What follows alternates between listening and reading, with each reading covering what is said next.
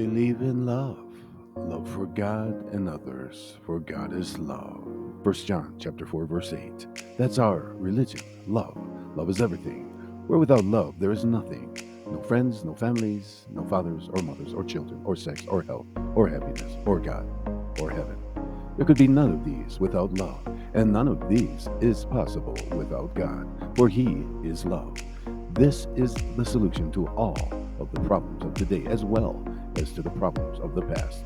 Love, true love, the love of God and the love of fellow man, the spirit of God's divine love, which helps us all to fulfill His great commandment to love one another. This is still God's solution, even in such a complex and confused and highly complicated society as that of the world today. It's really just that simple. If we love God, we can love each other. We could then follow His rules of life, liberty, and the possession of happiness. And all would be well and happy in Him. This is why Jesus said the first and greatest commandment is to love the Lord thy God with all thy heart and with all thy soul and with all thy mind. And the second is like unto it. It's almost equal, almost the same. Thou shalt love thy neighbor as thyself. Matthew chapter 22, verses 36 through 40. Those He was speaking to then asked Him, Who is my neighbor? And with the story of the Good Samaritan, He tried to show them that it is anyone who needs our help, regardless of their race, creed, color, nationality, or condition.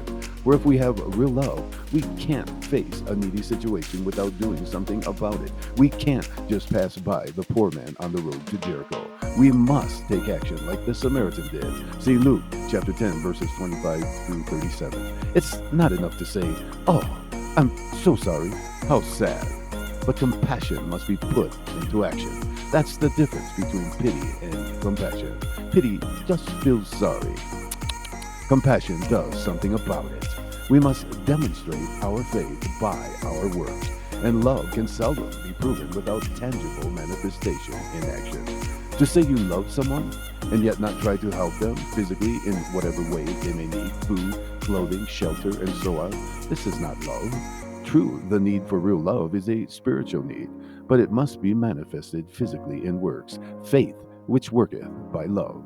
Galatians chapter 5, verse 6. However, we feel that the greatest manifestation of our love is not the mere sharing of our material things and personal possessions, but the sharing of ourselves and our personal services for others, which is our faith and which results in our works and the sharing of our material possessions.